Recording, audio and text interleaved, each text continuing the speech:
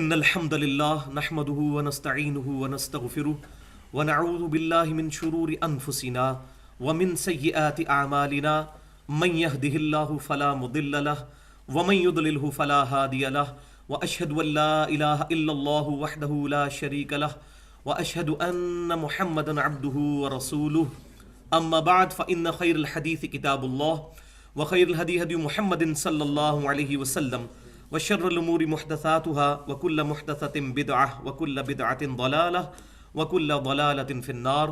اعوذ بالله السميع العليم من الشيطان الرجيم من همزه ونفخه ونفثه. بسم الله الرحمن الرحيم. رب اشرح لي صدري ويسر لي امري واحلل عقدة من لساني يفقهوا قولي. بسم الله الرحمن الرحيم.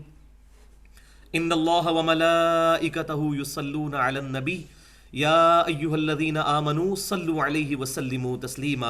اللہم صل علی محمد وعلی آل محمد کما صلیت علی ابراہیم وعلی آل ابراہیم انک حمید مجید. اللہم بارک علی محمد وعلی آل محمد کما بارکت علی ابراہیم وعلی آل ابراہیم انک حمید مجید. پچھلی دفعہ ہماری گفتگو سورۃ النساء آیت نمبر 41 پر مکمل ہوئی تھی،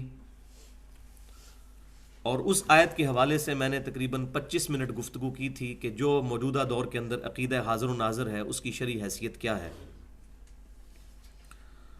تو اسی آیت سے دوبارہ شروع کرتے ہوئے آگے چلتے ہیں آیت نمبر 41 سے. بسم اللہ الرحمن الرحیم. فَكَيْفَ إِذَا جِئْنَا مِن كُلِّ أُمَّةٍ بِشَهِيدٍ، تو اس وقت کیا حال ہوگا جب ہم ہر امت سے ایک گواہ کو اٹھائیں گے، یعنی اس امت کے نبی کو اس بات کے لیے اٹھائیں گے کہ وہ اپنی امت کے حق میں یا اپنی امت کے خلاف گواہی دے. وَجِئْنَا بِكَ عَلَىٰ هَٰؤُلَاءِ شَهِيدًا، اور اے محبوب صلی اللہ علیہ وسلم ان پر، اپنی امت پر آپ کو پھر گواہ کے طور پر پیش کریں گے. تو اس آیت پہ تقریباً 25 منٹ پچھلی دفعہ گفتگو ہوئی تھی کہ آپ صلی اللہ علیہ وسلم پھر امت کی شکایت لگائیں گے جن لوگوں نے قرآن پاک کو پیٹھ کے پیچھے ڈالا ہوگا. سورۃ الفرقان آیت نمبر 30. وقال الرسول یا رب ان قوم اتخذوا هذا القرآن مہجورا، اور محبوب صلی اللہ علیہ وسلم شکایت کریں گے اے اللہ میری قوم نے قرآن کو پیٹھ کے پیچھے ڈال دیا تھا. والعیاذ باللہ تعالی. اللہ تعالی ہمیں نبی صلی اللہ علیہ وسلم کی شکایت سے بچائے اور آپ صلی اللہ علیہ وسلم کی مبارک شفاعت نصیب فرمائے. پھر کیا ہوگا جب شکایت لگے گی؟ یومئذ یود الذین کفروا وعصوا الرسول، تو وہ دن ایسا ہوگا کہ اس روز تمنا کریں گے وہ لوگ جنہوں نے نافرمانی کی ہوگی، کفر اختیار کیا ہوگا، اور پرٹیکولر وعصوا الرسول، رسول صلی اللہ علیہ وسلم کی نافرمانی کی ہوگی. لو تسوی بہم الارض، کاش ان کو زمین کے اندر دبا کر ان کا کام ختم کر دیا جاتا، ہمیشہ کے لیے ان کو دوبارہ نہ اٹھایا جاتا. وہ تمنا کریں گے کہ اب ہم دوبارہ زندہ کیے گئے تو اب تو ہماری شامت آ گئی. وَلَا يَكْتُمُونَ اللَّهَ حَدِيثًا، اور وہ اللہ تعالیٰ سے کوئی بات چھپا نہیں سکیں گے. یہاں تو دنیا کے اندر انسان کسی کو دھوکہ دے سکتا ہے، اللہ تعالیٰ کو نہیں دے سکتا. اللہ تبارک و تعالیٰ ہر عیب سے پاک ہے، سبحان اللہ، اور ہر تعریف اللہ کے لیے ہے، الحمدللہ. یہ پچھلی والی لائٹ جلا دیجئے، یہ والی بھی.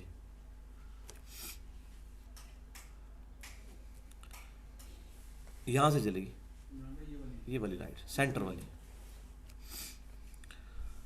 اب اگلا رکوع شروع ہو رہا ہے، اور سورۃ النساء میں یہ رکوع ایسا ہے جس کے اندر کچھ فقہی مسائل کو ایڈریس کیا جا رہا ہے. میں نے پہلے بھی بتایا ہے کہ مدنی صورتیں جتنی ہیں ان میں ایک مرکزی ٹاپک جو ہے وہ ایمان والوں کو مخاطب کر کے شرعی احکام سکھانا بھی ہے، جس کا سٹارٹ سورۃ البقرہ سے ہوا تھا اور اس کا کلائمیکس آئے گا سورۃ المائدہ میں. الیوم اکملت لکم دینکم واتممت علیکم نعمتی ورضیت لکم الاسلام دینا. آج کے دن ہم نے آپ صلی اللہ علیہ وسلم کے لیے آپ کا دین مکمل کر دیا، اپنی نعمت آپ صلی اللہ علیہ وسلم پر تمام کر دی، اور اسلام کو ایز اے ریلیجن آپ کے لیے پسند فرمایا.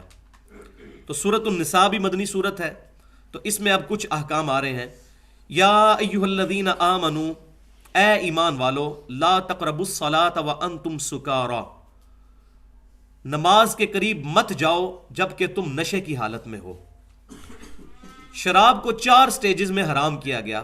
پہلی سٹیج آئی سورۃ البقرہ میں کہ آپ سے پوچھتے ہیں شراب کے بارے میں، تو آپ فرمائیے کہ اس میں فائدے بھی ہیں لیکن نقصانات اس کے زیادہ ہیں۔ اب دوسری سٹیج میں کہا جا رہا ہے کہ اگر کوئی شراب پیتا ہے تو کم از کم نماز کے اوقات کے اندر شراب سے بچے۔ کیوں؟ حتی تعلموا ما تقولون، یہاں تک کہ وہ یہ نہ سمجھنے لگے، یہ سمجھنا شروع کر دے کہ وہ کیا کہہ رہا ہے۔ ایسا نہ ہو کہ نشے کی حالت میں وہ نماز پڑھے اور اس کو یہی نہ پتا چلے کہ وہ کیا کہہ رہا ہے۔ تو اس آیت کے شان نزول میں جامعہ ترمذی کے اندر صحیح سند کے ساتھ حدیث موجود ہے کہ ایک صحابی رضی اللہ تعالیٰ عنہ نے نماز پڑھائی تو نماز کے دوران انہوں نے قل یا ایھا الکافرون لا اعبد ما تعبدون، یہ والی صورت جو ہے اس میں غلطی کرتے ہوئے الٹ اس کو پڑھ دیا کہ اے کافرو میں بھی اس کی ہی عبادت کرتا ہوں جس کی تم کرتے ہو۔ تو لا کا لفظ ان سے مس ہو گیا جس کی وجہ سے مطلب بدل گیا۔ تو پھر یہ اللہ تعالیٰ نے اس وقت حکم ارشاد فرمایا کہ نماز کے اوقات کے اندر کم از کم اس چیز کا خیال کیا جائے کہ کوئی شخص شراب کو پی کر نماز پڑھنے کے لیے نہ آئے۔ اس کو آپ آج کے معاشرے پر قیاس نہ کریں۔ اس وقت اسلام بتدریج جو ہے وہ اپنی کنکلوژن کی طرف جا رہا تھا۔ سود میں نے بتایا صحیح بخاری کے اندر موجود ہے کہ نبی صلی اللہ علیہ وسلم نے حجۃ الوداع کے موقع پر فرمایا کہ آج سب سے پہلے میں اپنے چچا عباس کا سود معاف کرتا ہوں۔ تو چچا فتح مکہ تک تو سود کھا رہے تھے، تو یہ بتدریج یہ ساتھ۔ لیکن آج جو بندہ مسلمان ہوگا وہ پہلے دن سے اس پر شراب حرام ہوگی، سود حرام ہوگا، وہ یہ نہیں کہے گا کہ مجھے بھی 19 سٹیجز سے گزرنا ہے۔ تو پھر اس کی کنکلوژن آئی سورۃ المائدہ میں جو ایپیکس ہے، آیت نمبر 90 اور 91 کے اندر اللہ تعالیٰ نے فرما دیا اور بڑے سخت الفاظ میں کہ باز آتے ہو کہ نہیں اب شراب پینے سے۔ اور پھر اس سے اگلی آیت میں 93 نمبر آیت میں سورۃ المائدہ کی ارشاد فرمایا کہ اس سے پہلے جو تم شراب پی چکے تو اس پر تم پر کچھ گناہ نہیں، یہ سب کچھ ہماری اجازت سے تھا۔ تو وہ گناہ ہے ہی نہیں تھا۔ ابھی بھی جن چیزوں کو ہم گناہ سمجھتے ہیں تو وہ اس لیے سمجھتے ہیں کہ وہ شریعت کے احکام ہے۔ اگر ہمارے لیے آج بکری کا گوشت کھانا اللہ تعالیٰ حرام فرما دیتا تو ہم بکری کے گوشت سے بھی اسی طرح نفرت کرتے جس طرح کہ خنزیر کے گوشت سے۔ تو یہ شریعت کے جو احکام ہیں یہ اللہ تبارک و تعالیٰ کے فرض کیے گئے ہیں۔ وَلَا جُنُبًا إِلَّا عَابِرِي سَبِيلٍ حَتَّى تَغْتَسِلُوا، ایک تو نشے کی حالت میں نماز کے قریب مت جاؤ، وَلَا جُنُبًا إِلَّا عَابِرِي سَبِيلٍ حَتَّى تَغْتَسِلُوا، اور دوسرا جب تم جنب کی حالت میں ہو، جب تم پر غسل فرض ہو، خصوصاً جب تم سفر کر رہے ہو۔ ظاہر ہے اس دوران سفر کے دوران حمام وغیرہ کا بھی اتنا اہتمام نہیں ہوتا تھا کہ کوئی بندہ اپنا غسل اتار سکے۔ تو جب تم سفر کے دوران ہو تو اس وقت خصوصاً اگر کسی پر غسل فرض ہو جائے تو جب تک وہ غسل نہ اتار لے اس وقت تک نماز کے قریب مت جائے۔ تو یہ نہیں ہے کہ صرف سفر کے لیے، عام حالت میں بھی ہے، لیکن وہ پرٹیکولر ایک سچویشن ایسی ہوتی ہے کیٹاسٹرافک کہ انسان کے لیے مشکل ہو جاتا ہے اس دوران غسل کا اہتمام کرنا۔ وَإِن كُنتُم مَرْضَىٰ، اور اگر تم ہو مریض، او علی سفر، یا سفر پر ہو، او جاء احد منکم من الغائط، یا تم میں سے کوئی شخص قضائے حاجت سے فارغ ہونے کے بعد آئے۔ ان ساری صورتوں میں یا مریض ہو یا سفر پر ہو یا قضائے حاجت استنجا وغیرہ کرنے کے بعد، او لامستم النساء، یا اس نے اپنی عورتوں کو چھو لیا ہو۔ یہاں کنائے میں بات ہوئی ہے، چھونے سے مراد ہے عورتوں کے ساتھ صحبت کرنا۔ امام شافعی رحمۃ اللہ علیہ نے اس سے جو ہے وہ جو اجتہاد کیا، وہ ان کا اجتہاد جو ہے وہ احادیث کے خلاف تھا۔ ان کا موقف یہ تھا کہ کوئی شخص بھی اپنی بیوی کو یا عورت کو ہاتھ لگائے گا تو اس کا وضو ٹوٹ جائے گا، جبکہ یہاں پر پرٹیکولر مراد ہے غسل کرنا۔ اس کا ہمیں کیسے پتہ چلا؟ وہ صحیح بخاری میں امام بخاری رحمۃ اللہ علیہ نے وضو کے چیپٹر میں ایک حدیث لی ہے کہ سیدہ عائشہ کہتی ہیں میں آپ صلی اللہ علیہ وسلم کے سامنے لیٹی ہوتی تھی، حجرہ تنگ ہوتا تھا، اور نماز پڑھتے وقت جب آپ صلی اللہ علیہ وسلم سجدے میں جانے کے لیے جھکتے تھے تو میرے پاؤں کو ہاتھ لگا دیتے تھے، میں اپنے پاؤں سمیٹ لے لیتی تھی اور آپ صلی اللہ علیہ وسلم نماز اپنی مکمل کرتے تھے۔ اسی طریقے سے سنن ابی داؤد میں بھی موجود ہے کہ آپ صلی اللہ علیہ وسلم کے بارے میں سیدہ عائشہ فرماتی ہیں کہ آپ صلی اللہ علیہ وسلم وضو کرنے کے بعد اپنی بیوی کا بوسہ بھی لے لیا کرتے تھے اور اپنے وضو کا اعادہ نہیں فرمایا کرتے تھے۔ تو یہ احادیث شاید امام شافعی تک نہیں پہنچی تھی، تو ان کا موقف اس لیے بن گیا کہ اس سے مراد مطلقاً چھونا ہے، حالانکہ اس سے مراد وہ چھونا ہے جس کو ہم صحبت کہتے ہیں۔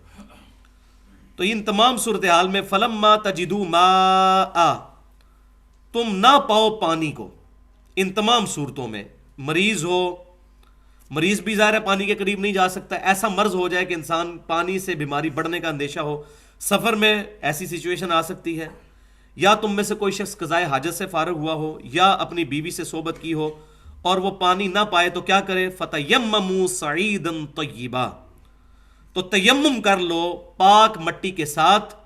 کس طرح؟ فَامْسَحُوا بِوُجُوهِكُمْ وَأَيْدِيَكُمْ، اپنے چہروں کا اور اپنے ہاتھوں کا مسح کر لو مٹی کے ذریعے۔ تو یہ بات سمجھ لیں کہ صحیح بخاری اور صحیح مسلم کی متفق علیہ حدیث ہے کہ آپ صلی اللہ علیہ وسلم نے فرمایا کہ اللہ تعالیٰ نے مجھے 5 چیزیں ایسی عطا فرمائی ہیں جو مجھ سے پہلے کسی نبی کو نہیں تھیں۔ ان میں سے ایک چیز یہ ہے کہ پوری کی پوری زمین میرے لیے پاک کر دی گئی نماز پڑھنے کے اعتبار سے بھی، اور اس کی مٹی کو تیمم کے لیے بھی میرے لیے حلال کر دیا گیا۔ یہ آپ صلی اللہ علیہ وسلم کی امت کی خصوصیت ہے کہ پانی نہ بھی ملے تو تیمم کے ذریعے وہ طہارت حاصل کر سکتے ہیں۔ تو ظاہر ہے یہ ساری طہارت جو ہے یہ حکمی طہارت ہے۔ طہارت کی 2 قسمیں ہیں، ایک حقیقی طہارت، یا بلکہ اس کو نجاست کی فارم میں سمجھ لیں، حقیقی نجاست، اور ایک ہے حکمی نجاست۔ حقیقی نجاست تو وہ ہے جس کو ہم سمجھتے ہیں، پیشاب کا لگ جانا یا منی کا لگ جانا۔ صرف امام شافعی کا اختلاف ہے لیکن ان کی اجتہادی غلطی ہے، باقی پوری امت کا اتفاق ہے کہ منی بھی ناپاک ہے، اور یہی اہل سنت کا راجح موقف ہے۔ تو منی لگ جائے، پیشاب لگ جائے یا پخانہ لگ جائے تو یہ حقیقی نجاستیں ہیں۔ ایک حکمی نجاست ہے، وضو کا ٹوٹ جانا۔ اب وضو جب ٹوٹتا ہے اس وقت بندہ پلید تو نہیں ہوتا، لیکن حکمی طور پر وہ نماز پڑھنے کے قابل نہیں رہتا، تو یہ حکمی نجاست ہے، ویسے ناپاک نہیں۔ بغیر وضو کے آپ مسجد میں بھی بیٹھ سکتے ہیں۔ وضو از دا پروٹوکول آف نماز، یہ نماز کے لیے تمام ہے، ورنہ بغیر وضو والا بندہ پلید نہیں ہوتا، تو یہ حکمی نجاست ہے۔ تو یہاں پر یہ بات آ رہی ہے کہ حکمی نجاستیں جتنی ہیں وہ دور کر لی جائیں گی، اور حقیقی نجاستیں بھی مٹی کے ذریعے دور ہو جائیں گی۔ یہ اس امت کی خصوصیت ہے۔ صحیح بخاری اور مسلم کی متفق علیہ حدیث ہے کہ عمار بن یاسر رضی اللہ تعالیٰ عنہ کہتے ہیں کہ ایک دفعہ سفر کے دوران مجھ پر غسل فرض ہو گیا، تو میں نے جو ہے وہ قیاس کرتے ہوئے، یہ میں اپنی طرف سے الفاظ استعمال کر رہا ہوں قیاس والے، کہ انہوں نے قیاس کیا کہ جیسے غسل کے اندر پورے جسم پر پانی بہایا جاتا ہے، اس طریقے سے انہوں نے اپنے آپ کو مٹی میں لوٹ پوٹ کرنا شروع کر دیا۔ تو آپ صلی اللہ علیہ وسلم تک یہ بات پہنچی تو آپ صلی اللہ علیہ وسلم نے فرمایا کہ غسل اتارنے کے لیے بھی بس اتنا ہی تیمم کافی ہے کہ چہرے کا مسح کر لیا جائے اور ہاتھوں کا مسح کر لیا جائے۔ تو غسل اتارنا ہو یا وضو کرنا ہو، دونوں کے لیے تیمم کا ایک ہی طریقہ ہے، پورے جسم کے اوپر مٹی کے ذریعے مسح نہیں کرنا بلکہ یہی کرنا ہے۔ تو اس سے یہ بھی بات پتہ چلی کہ قیاس چاہے صحابی کا ہی کیوں نہ ہو، جب تک کتاب و سنت کی مخالفت میں نہ آئے اس وقت تک ایکسیپٹیبل ہے۔ اور یہ بھی پتہ چلا کہ صحابی رسول کو بھی غلطی لگ سکتی ہے کسی معاملے میں قیاس کرتے ہوئے۔ اصل جو دین کے اندر ایبسولوٹ جو سورس آف نالج ہیں وہ 2 ہیں، کتاب اللہ اور سنت، اور 2 ڈیرائیوڈ ہیں، وہ ہے اجماع اور دوسرا قیاس۔ تو یہ 4 چیزیں ہیں اہل سنت کے منہج میں۔ اب یہاں پر میں ایک گفتگو اس اعتبار سے کرنا چاہتا ہوں کہ اس میں بھی اب امت میں اختلاف ہے کہ یہ ہاتھوں سے مراد کیا پورے بازو مراد ہے یا صرف یہاں کلائی تک ہاتھ مراد ہے۔ تو اس میں 2 رائے ایگزسٹ کرتی ہیں، لیکن قرآن پاک کا جو اسلوب ہے وہ تو یہی بتا رہا ہے کہ یہاں ہاتھوں سے مراد کلائی تک ہاتھ ہے۔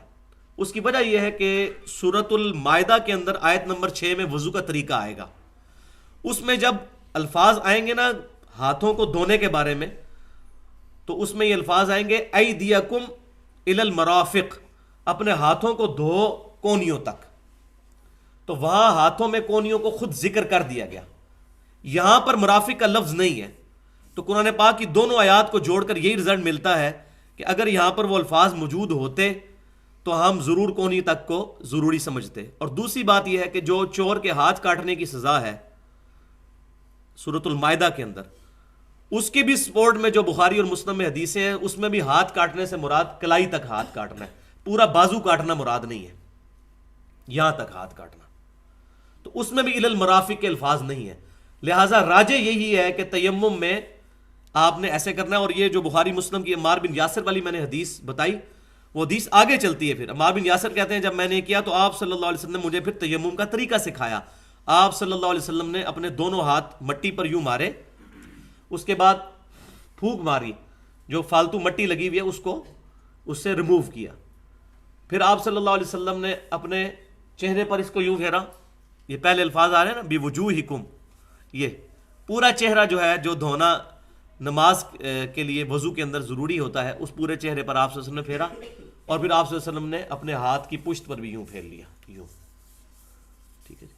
اس میں ہاتھ کے الفاظ ہیں، اگرچہ یہ صحیح ہے کہ عربی زبان میں یہ شولڈر سے لے کر ادھر تک اس پورے کے لیے بھی ہاتھ کا لفظ بولا جاتا ہے. تو اس وجہ سے بعض لوگ اس طرف بھی گئے ہیں، لیکن میں نے قرآن پاک کے اسلوب سے یہ بات بتا دی کہ یہی بنتی ہے کہ یہ والے ہاتھ.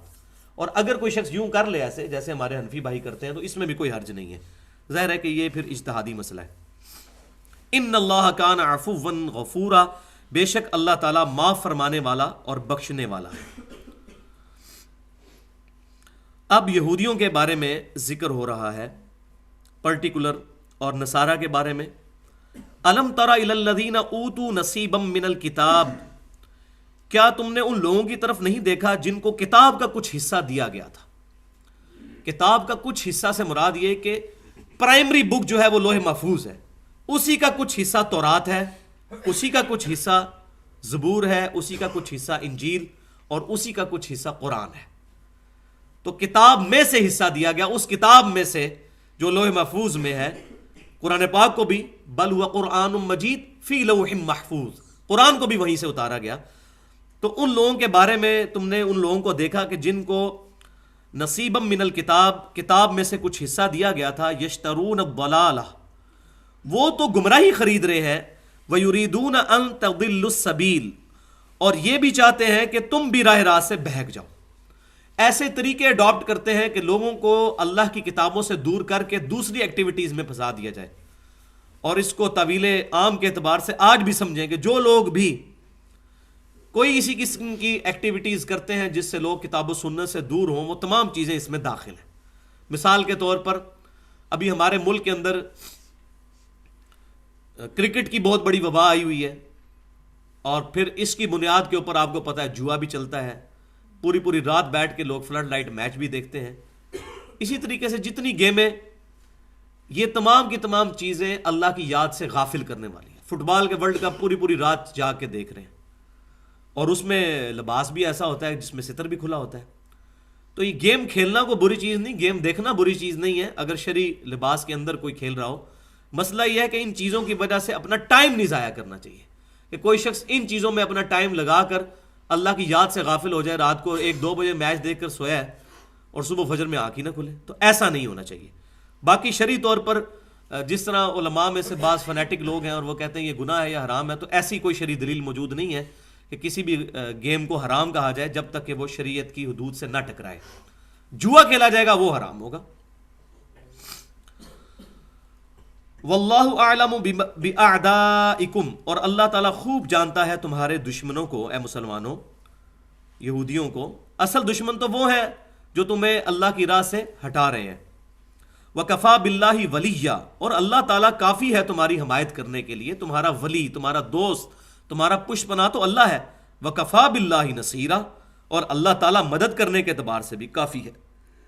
من الذین ہادوا، اور یہودیوں میں سے وہ لوگ بھی ہیں یحرفون الکلم عن مواضعہ، جو کہ کلام کو اس کی اصل جگہ سے بدل دیا کرتے تھے. یہ سورۃ البقرہ میں نے ڈیٹیل سے بتایا تھا کہ یہودیوں کے اندر یہ بیماری موجود تھی کہ وہ جس طرح آج کل آپ اسٹیج ڈراموں کے جو وہ جن کو ہم کہتے ہیں نا بھانڈ ہوتے ہیں، کہ الفاظ کو توڑ موڑ کر پیش کرنا، بالکل یہودیوں کا یہی ایٹیچیوڈ تھا. کیا کرتے تھے؟ وَيَقُولُونَ سَمِعْنَا وَعَصَيْنَا، وہ کہتے تھے ہم نے سنا، وَعَصَيْنَا، اور نافرمانی کی. اور منہ کو ایسے گول کر کے بولتے تھے یہ سمجھ آئے کہ سمعنا وَأَطَعْنَا کا ہے، کہ سنا اور مان لیا. تو اس طریقے سے حالانکہ حکم یہ تھا کہ کہا جائے سمعنا وَأَطَعْنَا، سنو اور اطاعت اختیار کرو. وہ کہتے تھے سمعنا وَعَصَيْنَا. سننے والے کو یہ پتہ چلے کہ ہم نے اطعنا کہا، وہ کہتے تھے، وہ جان بوجھ کر، ان کو ایک بیماری تھی اس طرح الفاظ کے ساتھ ٹیڑھ پھیڑ کرنے کی. واسمع غیر مسمعین، اور وہ کہتے تھے نبی صلی اللہ علیہ وسلم کے بارے میں کہ ان کی بات سنو، اور پھر ساتھ ہی کہتے تھے تمہاری بات کوئی نہ سنے، غیر مسمعین، یہ بھی ساتھ ہی کہہ دیتے تھے سنو ان کی بات، کوئی نہ سنے تمہاری بات۔ وراعنا لیم بالسنتہم، اور رائنا بل دیتے ہوئے اپنی زبانوں کو، رائنا تو یہ سورۃ البقرہ میں بھی آیا تھا، رائنا وہ بولتے تھے اے ہمارے چرواہے، صحابہ کرام کہتے تھے یا رسول اللہ ہماری رعایت فرمائیں، بات اپنی دوبارہ ریپیٹ کریں، تو آپ صلی اللہ علیہ وسلم بات ریپیٹ کرتے تھے تو یہودی جو ہے اس کو وہ بگاڑ کر پیش کرتے تھے، رائنا زبان کو بل دیتے ہوئے، وطعنا فی الدین، اور زبان کے ذریعے تان کرتے ہیں دین میں، وَلَوْ أَنَّهُمْ قَالُوا سَمِعْنَا وَأَطَعْنَا، اور کیوں نہ ہوا ایسا کہ وہ کہتے کہ ہم نے سنا اور مان لیا، ان کو ایسے کہنا چاہیے تھا، وَاسْمَعْ وَانظُرْنَا، اور وہ کہتے کہ ہماری عرض سنیے اور ہماری طرف نگاہ کرم فرمائیے، ہمارا انتظار فرمائیے، ہماری طرف متوجہ ہوئیے، لَكَانَ خَيْرًا لَهُمْ، تو ان کے لیے بہتر ہوتا، وَأَقْوَمْ، اور ان کے لیے یہ درست بات بھی ہوتی اگر اس طرح سے وہ آپ صلی اللہ علیہ وسلم کے ساتھ ڈیل کرتے۔ وَلَكِنْ لَعْنَهُمُ اللَّهُ بِكُفْرِهِمْ، لیکن اللہ تعالیٰ نے ان کے کفر کے سبب ان پر لعنت فرما دی ہے، اپنی رحمت سے دور کر دی ہے، ان کے کفر کے سبب۔ یہ بات سمجھیں، جو بندہ اللہ تبارک و تعالیٰ کی مخالفت میں چلتا ہے تب اللہ تعالیٰ کا عتاب اس پر آتا ہے، ایسا نہیں ہے کہ اللہ تعالیٰ زبردستی کسی پر لعنت فرما دیتا ہے۔ فلا یؤمنون الا قلیلا، تو ان میں سے ایمان نہیں لائیں گے مگر کم لوگ ہی۔ یا ایھا الذین اوتوا الکتاب، اے وہ لوگو جنہیں کتاب دی گئی، اے یہودیوں اور عیسائیوں، آمنوا بما نزلنا مصدقا لما معکم، ایمان لاؤ اس کتاب پر جو نازل کی گئی ہے ہماری طرف سے، اس حال میں کہ تمہاری کتابوں کی بھی تصدیق کرتی ہے۔ یہ کتاب یہ نہیں کہتی کہ تورات اور انجیل فارغ ہے، بلکہ ان کتابوں کے سچا ہونے کی تصدیق کرتی ہے، تو اس کتاب پر ایمان لے کر آؤ۔ لما معکم من قبل، اس سے پہلے جتنی کتابیں گزری ان پر ایمان لانے کی طرف یہ کتاب دعوت دیتی ہے۔ قبل ان نطمس وجوہا، اس سے پہلے کہ ہم تمہارے چہرے بگاڑ دیں، والعیاذ باللہ، فنردها علی ادبارها، اور پھیر دیں انہیں پشتوں کی جانب، یعنی تمہارا ابھی تو چہرہ سامنے ہے نا، یہ ایسے تمہاری گیچی میں روڑی جائے کہ تمہارے چہرے پیچھے کی طرف چلے جائیں، اس دن سے پہلے پہلے اس پر ایمان لے آؤ۔ او نلعنہم کما لعنا اصحاب السبت، یا پھر تم پر بھی ویسی ہی لعنت فرمائی جائے اللہ کی طرف سے جیسے کہ ہفتے کے دن والوں پر لعنت فرمائی گئی تھی۔ سورۃ البقرہ میں بھی اس کا اشارتاً ذکر ہے، اس کا کلائمیکس آئے گا سورۃ الاعراف کی آیت نمبر 163 سے لے کر 166 تک، کہ ہفتے کے دن ان کو شکار منع تھا لیکن انہیں ہیلے بہانوں سے جو ہے وہ شکار کیا، اور اللہ تعالیٰ نے فرمایا کونوا قردۃ خاسئین، پھٹکارے ہوئے بندر بن جاؤ، تو ان سب کے چہرے بندروں کے بدل گئے جن لوگوں نے ہفتے کے دن کے معاملے میں غلو کیا تھا۔ وَكَانَ أَمْرُ اللَّهِ مَفْعُولًا، اور اللہ کا حکم پورا ہو کر رہتا ہے، اللہ تعالیٰ کو کوئی عاجز نہیں کر سکتا۔ تو یہ اس میں جو ان پر لعنت کا ذکر آیا، اس میں میں ڈیٹیل سے تقریباً 20 منٹ کی گفتگو کر چکا ہوں سورہ آل عمران کی آیت نمبر 55 اور 56 کے کانٹیکسٹ میں، کہ قیامت کے دن تک کے لیے اب یہودیوں کے اوپر لعنت مسلط ہو چکی ہے، اور ان کو کس کس طریقے سے اللہ تعالیٰ نے عذاب کا مستحق کیا، جس کی سب سے بڑی کلائمیکس جو ہے پچھلی صدی کے اندر ہٹلر نے 60 لاکھ یہودیوں کو قتل کیا، پوری فیکٹریز بنائی تھی یہودیوں کو قتل کرنے کے لیے۔ ایک طرف سے انٹر کرتے تھے، کپڑے اترواتے تھے، پھر ان کے بال مونڈے جاتے تھے، ان کی عورتوں کے ان بالوں سے پھر قالین بنائے جاتے تھے، پھر ان کو اگلے جو پیٹرن میں لے کے جا کر اگلے والے پورشن میں بیہوش کی جانے والی جو ہے وہ گیس سنگھائی جاتی تھی، اس کے بعد وہ بیہوش آ جاتے تھے، پھر ان کو ایسے کیمیکلز میں ڈال کے تو دوسری طرف سے سیاہ لیسدار مادہ نکلتا تھا، وہ پھر اس کو کھاد کے طور پہ استعمال کرتے تھے۔ اس کو ہولوکاسٹ کہتے ہیں، اب گوگل پر لکھیں ہولوکاسٹ۔ 60 لاکھ یہودی قتل کیے ہیں ہٹلر نے۔ تو یہ اللہ تعالیٰ کی طرف سے جو قیامت کے دن تک کے لیے ان پر لعنت مسلط ہوئی، اس میں نے ڈیٹیل سے پہلے عرض کر چکا ہوں۔ اب آ رہی ہے قرآن پاک میں اہم ترین آیت، جس پر آج میں نے باقی ساری گفتگو انشاءاللہ تعالیٰ کرنی ہے، کہ اصل جرم جو ہے یہود و نصارہ کا وہ کیا تھا، اور اللہ کے نزدیک سب سے سینسٹیو ایشو کیا ہے۔ ان اللہ لا یغفر ان یشرک بہ، بے شک اللہ تعالیٰ اس گناہ کو تو ہرگز معاف نہیں کرے گا کہ اس کے ساتھ شرک کیا جائے، وَيَغْفِرُ مَا دُونَ ذَلِكَ لِمَن يَشَاءُ، اور اس کے علاوہ جتنے گناہ ہیں جس کے لیے چاہے گا معاف فرما دے گا، وَمَن يُشْرِكْ بِاللَّهِ، اور جو کوئی اللہ کے ساتھ شرک کرے، فَقَدِ افْتَرَى إِثْمًا عَظِيمًا، تو اس نے یقیناً بہت ہی عظیم گناہ کا ارتکاب کر لیا۔ یہ آیت اس صورت میں 2 دفعہ ریپیٹ ہوگی، یہ سورۃ النساء میں 48 نمبر آیت، پھر 116 بھی آئے گی، لیکن اس کی کنکلوژن تھوڑی سی ڈیفرنٹ ہوگی، وہ ہے ان اللہ لا یغفر ان یشرک بہ ویغفر ما دون ذلک لمن یشاء ومن یشرک باللہ فقد ضل ضلالا بعیدا، جو کوئی اللہ کے ساتھ شرک کرے گا تو بے شک وہ گمراہ ہوا اور گمراہی میں بھی بہت دور جا کر گر پڑا۔ تو یہ وہ آیت ہے جس پر ایک جملہ میں اکثر بولا کرتا ہوں کہ شرک is the most sensitive issue in the sight of Allah, Allah کے حضور سب سے حساس معاملہ شرک کا ہے، اللہ تعالیٰ شرک کو کبھی بھی معاف نہیں فرمائے گا، اس کے علاوہ جتنے گناہ ہیں اگر چاہے گا، یہ بھی اوپن لائسنس نہیں، لیکن اگر چاہے گا تو معاف فرما دے گا۔ اب یہاں پر اس پر گفتگو کی جائے تو بہت زیادہ ٹائم چاہیے، اس میں ایک سجیسٹ ضرور کروں گا کہ ڈاکٹر اسرار احمد صاحب نے کئی دفعہ اس ٹاپک کے اوپر لیکچرز دیے ہیں، شرک اور اقسام شرک، اور ان کا سب سے آخری لیکچر جو ہوا تھا 2004 کے اندر انڈیا میں انہوں نے دیا تھا، جو پیس ٹی وی پہ بھی چلتا رہتا ہے 3 گھنٹے کا۔ تو قطع نظر کہ ڈاکٹر اسرار صاحب سے کیا غلطیاں ہوئیں، ظاہر ہے کہ ان کے لیے پروفیسی کا عقیدہ تو ہم رکھتے نہیں ہیں، ہر انسان سے کسی نہ کسی معاملے میں غلطی ہو سکتی ہے، اللہ تعالیٰ ان کی غلطیاں معاف فرمائے۔ باقی جو انہوں نے شرک کے حوالے سے یقین جانے کہ جو کام کیا ہے اس لیکچر کے اندر، وہ اپنی مثال آپ ہے، شرک اور اقسام شرک یوٹیوب پہ بھی آپ کو مل جائے گا، وہ ڈیٹیل میں سننے کے لیے اس کو ضرور ہم سنیں۔ منتخب نصاب میں بھی انہوں نے تقریباً 4 گھنٹے کے لیکچر ریکارڈ کروائے تھے، 1 گھنٹے کے 4 لیکچر شرک اور اقسام شرک کے اوپر، تو وہ ضرور سن لیے جائیں۔ اچھی بات کسی کی بھی ہو وہ لے لینی چاہیے، بلکہ ہمیں تو یہ درس دیا گیا، صحیح بخاری کتاب الوکالہ چیپٹر میں انٹرنیشنل نمبرنگ کے مطابق 2311 نمبر حدیث ہے کہ آیت الکرسی کا وظیفہ شیطان نے دیا تھا، اور آپ صلی اللہ علیہ وسلم نے اس کو انڈورس کیا۔ سیدنا ابو ہریرہ رضی اللہ تعالیٰ عنہ سے فرمایا کہ ہے تو وہ جھوٹا تھا لیکن اس نے بات سچی کی کہ جو شخص آیت الکرسی پڑھ کے رات کو سو جائے، صبح تک ایک فرشتہ اس کی حفاظت فرما کرتا ہے اللہ کی طرف سے، تو اللہ تعالیٰ اس پر ایک فرشتہ جو ہے وہ محافظ کے طور پر، نگہبان کے طور پر مسلط فرما دیتا ہے۔ تو یہاں پر میں انشاءاللہ تعالیٰ اس سے ریلیٹڈ کچھ چیزیں عرض کروں گا جو اہم ترین ہے، اور باقی ہماری ویب سائٹ کے اوپر بھی یہ ریسرچ پیپر ایکسکلوسیولی میں سمجھتا ہوں اس ٹاپک پہ امپورٹنٹ ترین ریسرچ پیپر ہے، دعا صرف اللہ ہی سے، 8 صفحوں کا، 4 ورقوں پر اور 8 صفحوں پر۔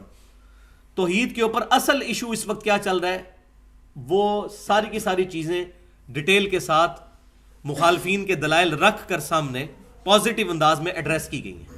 یہ پمفلٹ اکیلے بیٹھ کے نہیں لکھا گیا، جال حق سامنے کھول کے مفتی احمد جہاں نعیمی صاحب کی، جنہوں نے یا علی مدد اور یا شیخ عبدالقادر جیلانی مدد کے اوپر دلائل دیے، وہ سارے دلائل سامنے رکھ کر اس کو لکھا گیا ہے کہ کس جگہ سے انہوں نے غلطی کھائی، ان کی تمام چیزیں پوائنٹ آؤٹ کی گئی ہیں۔ دعا صرف اللہ ہی سے۔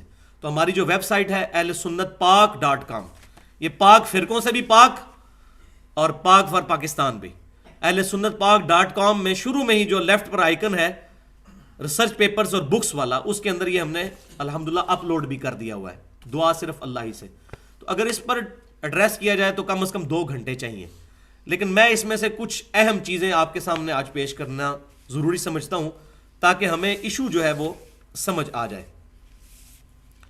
تو جہاں تک شرک کی سینسٹیوٹی کا تعلق ہے، اس کے حساس ہونے کا تعلق ہے، تو اس پر تو بہت دیر بولا جا سکتا ہے، لیکن میں 1-2 آیات اور 2 احادیث پیش کروں گا۔ ایک تو آیت ہم سن چکے، ایک اور آیت سورۃ الزمر کی آیت نمبر 65 ہے، بسم اللہ الرحمن الرحیم، وَلَقَدْ أُوحِيَ إِلَيْكَ وَإِلَى الَّذِينَ مِنْ قَبْلِكَ لَئِنْ أَشْرَكْتَ لَيَحْبَطَنَّ عَمَلُكَ وَلَتَكُونَنَّ مِنَ الْخَاسِرِينَ. اور بے شک اے محبوب صلی اللہ علیہ وسلم ہم نے آپ کی طرف بھی اور آپ سے پہلے جتنے بھی انبیاء گزرے ان کی طرف ایک وحی کی تھی کہ اگر تم نے شرک کیا تو تمہارے سارے اعمال برباد کر دیے جائیں گے اور تم خسارہ پانے والوں میں ہو جاؤ گے. یعنی ان نبیوں کے ذریعے امتوں تک یہ پیغام پہنچایا گیا کہ جس نے بھی شرک کیا اس کے تمام اعمال اکارت کر دیے جائیں گے اور وہ نقصان پا جانے والوں میں سے ہو جائے گا. سورۃ المائدہ کی آیت نمبر 72 ہے جو عیسیٰ بن مریم علیہ السلام کا خطبہ اللہ تعالیٰ نے نقل کیا ہے. اس کا کنکلوڈنگ جملہ ہے انہ من یشرک باللہ فقد حرم اللہ علیہ الجنہ ومأواہ النار وما للظالمین من انصار. بے شک جو کوئی اللہ کے ساتھ شرک کرے گا تو اللہ تعالیٰ نے ایسے شخص پر جنت حرام کر دی ہے, اس کا ٹھکانہ آگ ہے اور وہاں اس کا کوئی مددگار نہیں ہوگا.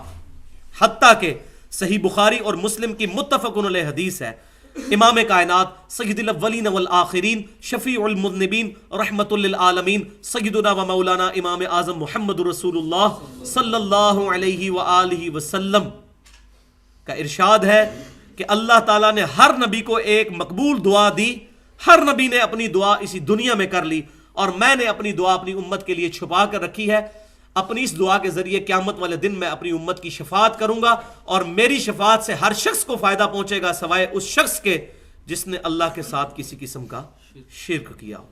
شرک is the most sensitive issue in the sight of Allah. اور پھر صحیح مسلم کے اندر حدیث موجود ہے, کتاب الدعوات کے اندر, یہ بہت زبردست حدیث ہے, بڑی رکت انگیز حدیث ہے سیدنا ابو ذر غفاری رضی اللہ تعالیٰ عنہ سے, جامع ترمذی میں بھی موجود ہے کتاب الدعوات میں, کہ اللہ تعالیٰ فرماتا ہے کہ اے میرے بندے اگر تو زمین و آسمان گناہوں کے بھر کے آ جائے قیامت والے دن میری بارگاہ میں اور تیرے نامہ اعمال میں اگر شرک کا گناہ نہ ہوا تو میں اس قدر مغفرت کے ساتھ تجھ سے ملاقات کروں گا. یہ اتنی بڑی بشارت ہے شرک سے بچنے. اب یہ نہ سمجھیے کہ شرک سے بچنا صرف یہی ہے کہ اللہ کے علاوہ کسی کے آگے ماتھا نہ ٹیکا جائے. شرک کی پھر آگے باریکیوں میں جائیں تو بہت زیادہ چیزیں ہیں, لیکن وہ شرک جلی جو کبھی معاف نہیں ہونا وہ دو ہی چیزیں ہیں, ایاک نعبد و ایاک نستعین. باقی باریکی چیزیں جو آتی ہیں جو شرک خفی میں ہیں وہ قابل معافی ہیں, لیکن انبیاء کرام ان سے بھی پاک ہوتے ہیں. اسی لیے ابراہیم علیہ السلام کا جب بھی ذکر کیا گیا ان کو جتنی بھی ڈگریاں دی گئی اینڈ پہ کیا فرمایا گیا, ما کان ابراہیم یہودی ولا نصرانی, ما کان ابراہیم یہودی ولا نصرانی. ابراہیم علیہ السلام نہ تو یہودی تھے اور نہ عیسائی تھے, ولکن کان حنیفا مسلما وما کان من المشرکین, بلکہ وہ سب سے ٹوٹ کر ایک اللہ کے ہو گئے تھے. اور سب سے بڑی خوبی ان کی کیا تھی, وما کان من المشرکین, وہ مشرکین میں سے نہیں تھے.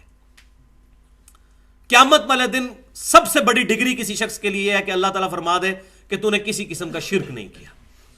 قرآن پاک میں تو خواہش نفس کی پیروی کو بھی شرک کہا گیا. افرائیت من اتخذ الہہ ہوا, اے محبوب صلی اللہ علیہ وسلم اس شخص کو دیکھا ہے کہ جس نے اپنی خواہش نفس کو اپنا رب بنا لیا. جو شخص فجر کے وقت اپنی نیند کے پیچھے فجر کی نماز چھوڑ دے تو اس نے اپنی خواہش نفس کو اپنا خدا نہ بنا لیا. یہ بھی شرک کی ایک قسم ہے. یہ اس درجے کا شرک نہیں ہے کہ جو معاف نہیں ہوگا, ظاہر عقیدے میں تو وہ مسلمان ہی ہے, لیکن باریک سا شرک تو یہ بھی ہے. تو وما کان من المشرکین بہت بڑی ڈگری ہے. ابراہیم علیہ السلام کے بارے میں جب بھی یہ تعریف کی گئی تو آخری جملہ یہ کہا گیا وما کان من المشرکین بل ملت ابراہیم حنیفا وما کان من المشرکین. اے محبوب صلی اللہ علیہ وسلم آپ فرما دیجئے میں تو ابراہیم علیہ السلام کے دین پر ہوں جو سب سے ٹوٹ کر ایک اللہ کے ہو گئے تھے. حنیفہ تھے وہ, یہ امام ابو حنیفہ والا حنیفہ نہیں ہے, وہ ہے کے ساتھ ہے, یہ الف والا ہے, سب سے ٹوٹ کر ایک اللہ کا ہو جانے والا. وما کان من المشرکین, اور وہ مشرکین میں سے نہیں تھے. تو یہ سینسٹیوٹی کے اعتبار سے. اب آ جائیں جو میں بات کر رہا تھا کہ دو چیزیں ہیں, ایاک نعبد و ایاک نستعین. دیکھیں یہ دونوں چیزیں اللہ تعالیٰ نے ایک آیت میں جمع فرمائی ہیں. کوئی راکٹ سائنس نہیں ہے, کسی بھی مکتبہ فکر کا ترجمہ کھول کر پڑھ لیں, اس کا سب نے یہی ترجمہ کیا ہے. اے اللہ ہم صرف تیری عبادت کرتے ہیں اور صرف تجھی سے مدد مانگتے ہیں. یہ سب نے یہی ترجمہ کیا ہوا ہے، ایاک نعبد و ایاک نستعین. اس کے دو حصے ہیں ایک ہی آیت کے. ایاک نعبد، اے اللہ صرف تیری عبادت کرتے ہیں. تو عبادت کی جتنی شکلیں ہیں وہ خالصتاً اللہ کے لیے ہوں گی. نماز، روزہ، حج، زکوٰۃ، قربانی، نظر و نیاز، یہ تمام کی تمام چیزیں اللہ کے لیے خاص ہوں گی. تو یہ عبادت. اسی طریقے سے عبادت کی جتنی شکلیں ہیں، رکوع، سجدہ کرنا، یہ تمام کی تمام چیزیں اللہ کے لیے خالص کریں گے تو آپ کی عبادت مکمل ہوگی. الحمدللہ ایز فار ایز عبادت از کنسرنڈ، تاحال امت محمدیہ صلی اللہ علیہ وسلم اس شرک سے تو محفوظ ہے. یہ بعض لوگ جو توحید کی دعوت میں غلو کرتے ہوئے یہ کہتے ہیں کہ 11ویں شریف دینا یا اس طریقے سے سبیل لگانا محرم کی یہ شرک ہے، تو یہ شرک نہیں ہے، یہ بدعت ہے. شرک اس صورت میں ہوگا جب وہ یہ کہیں کہ ہم اللہ کے علاوہ کسی اور کے نام کی دے رہے ہیں. صرف بولنے سے نہیں ہے. مثال بولنے پہ تو میں کہتا ہوں یہ بال پوائنٹ میرا ہے، لیکن ہے تو اللہ کا نا، تو میری ملکیت اللہ تعالیٰ نے بنایا. اسی طریقے سے اگر کوئی کہتا ہے کہ یہ غوث پاک کے نام کی نیاز ہے، شیخ عبد القادر جیلانی کے نام کی نیاز ہے، تو اس سے یہ پوچھا جائے گا کہ یہ نیاز آپ نے ان کے نام پر دی ہے یا اللہ کے نام پر دی ہے اور ثواب اس کو پہنچانا ہے؟ تو سارے یہی کہیں گے جی اللہ کے نام کی ثواب ان کو پہنچانا ہے. تو بھائی اس کو شرک کہنا تو ظلم ہے، بلکہ شرک اپنے اوپر لوٹ آئے گا. یہی وجہ ہے کہ ہم لوگ دعوت توحید صحیح دینے میں کامیاب نہیں ہو سکے. جو چیز اصل مسئلہ نہیں تھی اس کو مسئلہ بنایا، اور وہ پھر کہتے ہیں جناب آپ کے بزرگ بھی یہ لکھ گئے ہیں اور ان کے بزرگ بھی یہ لکھ گئے ہیں. اور وہ تو میں آج اگر پول کھولنا شروع کروں تو نہ بریلوی بچیں گے، نہ دیوبندی اور نہ اہل حدیث، کہ جن کے بزرگوں نے لکھا کہ یہ ختم دلوانا اور یہ فلاں کے سال ثواب کے لیے کرنا جائز ہے. داؤد راہ صاحب نے بھی نبی صلی اللہ علیہ وسلم کے وفات کے چیپٹر میں جو کتاب المغازی صحیح بخاری ہے اس میں لکھ دیا کہ یہ نظر و نیاز کرنا جائز ہے. بلکہ انہوں نے تو اتنا بڑا جملہ لکھا کہ اجماع ہے. پتہ نہیں کہاں اجماع ہوا ہے، کس بند کمرے کے اندر. یہ اب یہ بہت بڑے اہل حدیث عالم ہیں. بریلوی دیوبندی تو ویسے ہی قائل ہیں. بریلوی 40واں تیجا نام کر کے کرتے ہیں، اور دیوبندی جو ہے وہ ان سے بچنے کے لیے اس کو دعا کہہ دیتے ہیں. کام وہی کر رہے ہوتے ہیں، نام جو مرضی رکھ لیں، کام وہی کر رہے ہوتے ہیں. تو بھائیو یہ تمام چیزیں ثابت نہیں ہیں. ایک جملہ میں بولوں گا، نبی صلی اللہ علیہ وسلم نے اپنے مبارک ہاتھوں سے اپنی 3 بیٹیاں دفن کی ہیں، جوان، شادی شدہ. کسی ضعیف حدیث سے کوئی ثابت کر دے کہ ان کا تیجا 40واں یا ختم دلوایا ہو یا دعا دلوائی ہو یا برسی کی ہو. ضعیف حدیث سے، صحیح حدیث نہیں مانگ رہے. اتنے ہم کانفیڈنٹ ہیں. جس طرح ہم کہتے ہیں کوئی ضعیف سند سے ثابت کر دے کہ صحابہ کرام یہ بغلوں میں بت رکھ کے آتے تھے تو اس لیے رفع دین شروع ہوا تھا. ضعیف حدیث سے ہی کو بتا دے، صحیح حدیث نہیں مانگتے. تو یہ اتنے بڑے بڑے جھوٹ پبلک کے اندر عام کیے ہوئے ہیں. اور اس میں پھر میں قصوروار ان مولویوں کو ٹھہراؤں گا کہ جن کی پیٹ اور روزی جو ہے وہ دین کے ساتھ لگی ہوئی ہے، وہ امت کو الجھا کے رکھنا چاہتے ہیں ان چیزوں کے اندر. تو ایاک نعبد تو کلیئر ہو گیا، اس کو تو ایڈریس کرنے کی ایز سچ اتنی ضرورت نہیں ہے. اصل مسئلہ ہے وہ ایاک نستعین، اور صرف تجھی سے مدد مانگتے ہیں. یہ بھی عبادت ہے. عبادت کی اعلیٰ ترین شکل ہے وہ ایاک نستعین، غائب میں مدد تجھ سے مانگتے ہیں، ظاہری اسباب میں نہیں. وہ قرآن پاک کی آیات آگے چل کر آ جائیں گی. یہ بات سمجھ لیں، قرآن پاک کی ساری آیات کو اکٹھا کر کے جو رزلٹ نکلتا ہے وہ آپٹیمل سولوشن. قرآن پاک میں 3 جگہ آیا کہ کوئی شفاعت نہیں ہے.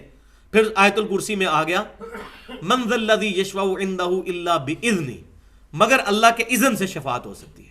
تو اب ساری آیتوں کو جوڑیں گے ہم تو پتہ چلے گا کہ خود کوئی شفاعت نہیں کر سکتا جس کو اللہ اذن دے. لیکن ایاک نستعین میں غائب میں مدد کے لیے پکارنا، اس کے تو اذن کے اوپر آیت کوئی بھی پورے قرآن کے اندر موجود نہیں ہے. اس سے ملتی جلتی بھی کوئی آیت موجود نہیں. یہاں کیٹاگوریکل ڈینائی ہے وہ ایاک نستعین، صرف تیری مدد مانگتے ہیں. اور مدد کون سی؟ غائب میں مدد. اپروپریٹ ٹرانسلیشن بنے گی دعا صرف اللہ سے کرتے ہیں، غائب میں مدد کے لیے تجھے پکارتے ہیں. اس کو مثال سے سمجھیں.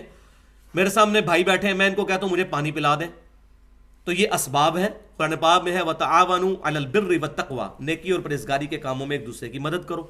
ظاہری اسباب نبی صلی اللہ علیہ وسلم نے بھی صحابہ کرام کو اختیار کیا. عیسیٰ علیہ السلام نے بھی آواز لگائی من انصاری اللہ، کون ہے جو اللہ کے لیے میری مدد کرے. تو یہ ظاہری اسباب کے طور پر حواریوں نے کہا نحن انصار اللہ، ہم ہیں اللہ تعالیٰ کے دین کے مددگار. تو یہ ظاہری اسباب کے طور پر.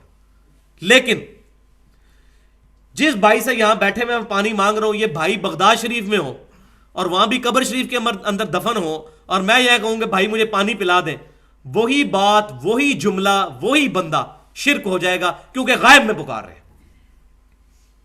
تو اپروپریٹ ٹرانسلیشن ایاک نستعین کی کیا بنی؟ دعا صرف اللہ ہی سے، غائب میں مدد کے لیے صرف تجھی کو پکارتے ہیں۔ لہذا اس مسئلے میں یہ بات یاد رکھیں کہ خصوصاً ہمارے بریلوی مکتبہ فکر کے جو بھائی ہیں، میں بھی خود 31 سال تک بریلوی رہا، اب میری 34 سال عمر ہے، ان کو یہ بتایا جاتا ہے کہ جو شخص سیدنا علی رضی اللہ تعالیٰ عنہ سے دعا نہیں مانگے گا، یہی بات شیعہ کو بھی بتائی جاتی ہے کہ جو حضرت علی سے دعا نہیں مانگے گا تو اس کو یہ کنسپٹ دیا جاتا ہے شاید وہ سیدنا علی کا گستاخ ہو جائے گا پھر، یا جو شیخ عبد القادر جیلانی رحمۃ اللہ علیہ سے مدد نہیں مانگے گا یا غوث اعظم دستگیر تو شاید بزرگوں کا گستاخ ہو جائے گا۔ تو یہ اصل میں بیماری ہے جو ان کو بتائی جاتی ہے، اس کو کوئی نہیں ایڈریس کرتا کہ وہ بیچارے کیوں مدد کے لیے پکار رہے ہیں۔ ان کو بتایا یہ گیا ہے کہ اگر مدد کے لیے نہیں پکارو گے تو ان ہستیوں کے گستاخ بن جاؤ گے، واللہ چھوٹی سی بات اگر ان سے کر دیں تو ان کو یہ بات سمجھ آ جائے گی، کوئی مشکل کام نہیں ہے، لیکن اس کے لیے پھر فرقوں سے نکلنا پڑے گا۔ فرقوں میں آئیں گے پھر تو آپ مسلک بچائیں گے، دین نہیں بچے گا، سیدھی سی بات ہے۔ وہ کیا ہے؟ ان کو صرف یہ بات پوچھ لیں ساروں سے، جو لوگ بھی اس قسم کے کام کر رہے ہیں، بریلوی ہوں، دیوبندی ہوں، اہل حدیث ہوں، شیعہ ہوں، کوئی بھی ہو، اس سے صرف یہ بات پوچھئے کیا اللہ کے علاوہ کسی کی عبادت ہو سکتی ہے؟ مجھے بتائیں کوئی بھی مسلمان اس روئے ارض پہ کسی بھی مکتبہ فکر کا یہ بات کہنے کے لیے تیار ہے کہ اللہ کے علاوہ کسی کی عبادت ہو سکتی ہے؟ کوئی نہیں، کوئی بھی نہیں کہے گا۔ تو اس کو کہیں کہ بھائی دعا بھی عبادت کی ایک قسم ہے، اور آپ کو یہ بات پتہ ہے کہ یہ اعلیٰ ترین قسم ہے عبادت کی، وہ آگے میں دلائل بھی قرآن پاک سے اور حدیث سے دوں گا۔ تو دعا ہے عبادت، عبادت اللہ کے علاوہ کسی کی ہو نہیں سکتی۔ تو اب یہ بتاؤ کہ سیدنا علی سے دعا کرنا جائز ہے؟ واللہ کتنے لوگوں کو بتایا، انہوں نے کہا جی نہیں واقعی یہ ناجائز ہے۔ مسئلہ تو ان کو بتایا جائے کہ اصل مسئلہ اٹکا کہاں پہ ہوا ہے ان کا، وہ اس کو گستاخی سمجھ رہے ہیں۔ اور پھر ان کو مثال کے طور پر وہ سنن ابن ماجہ کی حدیث بتائیں، نبی صلی اللہ علیہ وسلم کو ایک صحابی نے آ کے سجدہ کیا، آپ صلی اللہ علیہ وسلم نے فرمایا کتاب النکاح چیپٹر میں، اپنا سر اٹھاؤ، اگر میں سجدے کو جائز سمجھتا تو بیویوں سے کہتا کہ اپنے خاوندوں کو سجدہ کریں اس حق کے سبب جو اللہ تعالیٰ نے ان کو دیا ہے، خاوندوں کو اپنی بیویوں کے اوپر۔ تو آپ صلی اللہ علیہ وسلم نے سجدے سے روک دیا، آپ صلی اللہ علیہ وسلم نے معاذ اللہ استغفر اللہ اپنی گستاخی کروائی۔ اس صحابی نے تو حضور کی عزت کے لیے آپ صلی اللہ علیہ وسلم کو سجدہ کیا تھا، تو اگر یہ گستاخی والا فارمولہ مان دیا جائے تو حضور نے خود اپنی گستاخی کروائی، منع کر دیا۔ یا آپ کو تو کہنا چاہیے تھا عشق دے چلے نمبر لے گئے عقل والے تو انجے ہی عمرہ گالیاں، یہ کہہ دینا چاہیے تھا، لیکن آپ صلی اللہ علیہ وسلم نے نہیں فرمایا، کیونکہ عبادت خالصتاً اللہ کے لیے ہے۔ اور الحمدللہ یہ امت توحید ہے، بریلوی ہو، دیوبندی ہو، اہل حدیث ہو، شیعہ ہو، سب کو یہ بات پتہ ہے کہ عبادت اللہ کے علاوہ کسی کی نہیں ہو سکتی، سیدھی سی بات ہے۔ یہ بہت بڑا ایسٹ ہے ہماری امت کے پاس، یہ سب کو کلیئر ہے الحمدللہ۔ ہم بتا نہیں سک رہے کہ مسئلہ اصل میں کیا ہے، کہ دعا بھی عبادت ہے، اللہ کے علاوہ کسی اور کی نہیں ہو سکتی۔ تو اس طریقے سے بات سمجھائی جائے تو بات سمجھ آ جائے گی۔ اب 3 پوائنٹ اس میں سمجھ لیں جس کے اوپر ساری کی ساری گمراہی کھڑی ہے۔ پہلی بات یہ کہ وہ یہ پوچھتے ہیں، جو لوگ غیر اللہ کو مدد کے لیے پکارتے ہیں تو وہ یہ کہتے ہیں کہ کیا آپ اس لیے غیر اللہ کو پکارنے کو منع کرتے ہیں مدد کے لیے کہ غیر اللہ کو پکارنا شرک ہے غائب میں؟ تو اس کا جواب ہے نہیں، غیر اللہ کو غائب میں پکارنا شرک نہیں ہے، یہ جھگڑا ہی نہیں ہے، ہم پکارتے ہیں۔ صحیح بخاری اور مسلم کی متفقن علیہ حدیث ہے، آپ صلی اللہ علیہ وسلم نے تشہد اس طرح تعلیم فرمایا صحابہ کرام کو جس طرح قرآن۔ یہ جو مشہور ہے یہ شب معراج کی اللہ اور رسول کی گفتگو ہے، یہ جھوٹ ہے، یہ جلال الدین سیوطی صاحب نے پتہ نہیں کہیں سے نقل کیا ہے، دنیا کی کسی حدیث کی کتاب میں یہ نہیں ہے۔ یہ دعا آپ صلی اللہ علیہ وسلم نے خود سکھائی ہے، التحیات للہ والصلوات والطیبات، اس میں کیا آتا ہے السلام علیکہ ایھا النبی، اے نبی صلی اللہ علیہ وسلم آپ پر سلام ہو۔ آپ کو غائب میں پکارا جا رہا ہے، مدد کے لیے نہیں، صرف پکارا جا رہا ہے، یہ شرک نہیں ہے۔ اور اس حدیث میں آگے ہی موجود ہے کہ جب تم یہ سلام پڑھو گے اللہ تعالیٰ تمہارا سلام پہنچا دے گا۔ غائب میں پکارنا جھگڑا نہیں ہے۔ اچھا جی، پھر دوسری بات، وہ کہتے ہیں کہ جی کیا آپ اس لیے غیر اللہ کو پکارنے کو شرک کہتے ہیں کہ دور سے سن نہیں سکتا اللہ کے علاوہ کوئی اور؟ جس کو نیند آ رہی ہے نا کھڑا ہو جائے، اس سے پہلے کہ میں درس بند کر دوں. اتنا بڑا ایشو میں ایڈریس کر رہا ہوں، اور یہ میں بہت بڑا جملہ بولنے لگوں، اس کو کسی نے بھی اس طریقے سے ایڈریس نہیں کیا. اٹھا کے دیکھ لیں سارے توحید والوں کے لیکچر، ان کو مسئلہ ہی نہیں پتا کہ اس وقت کیا ہے. یہ مسئلہ وہ بتائے گا جو اس گمراہی سے نکل کر آئے. تو وہ یہ پوچھیں گے کیا آپ اس لیے اس کو شرک کہتے ہیں کہ دور سے کوئی سن نہیں سکتا؟ نہیں، یہ وجہ بھی نہیں ہے.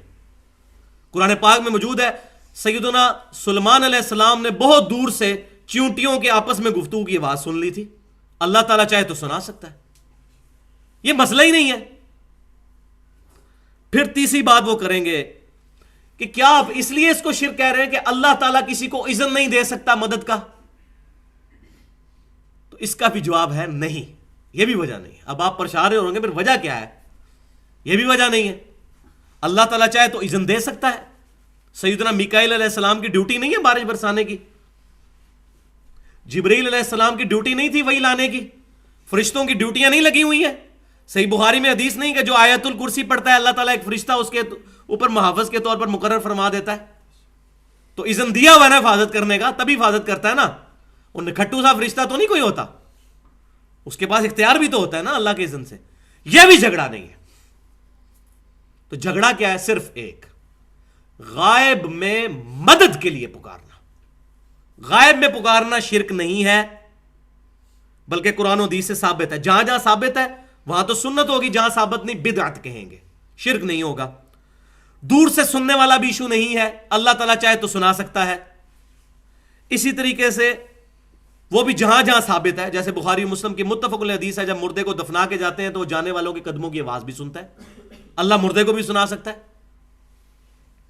تیسرا، اذن والا چکر بھی نہیں، فرشتوں کی اللہ تعالیٰ نے ڈیوٹیاں لگائی ہوئی ہیں. مسئلہ یہ ہے کہ فرشتوں کو پکار نہیں سکتے. فرشتوں کو پکاریں گے تو خالصتاً شرک ہو جائے گا. یہ جھگڑا ہے ہی نہیں کہ اختیار ہے یا نہیں ہے.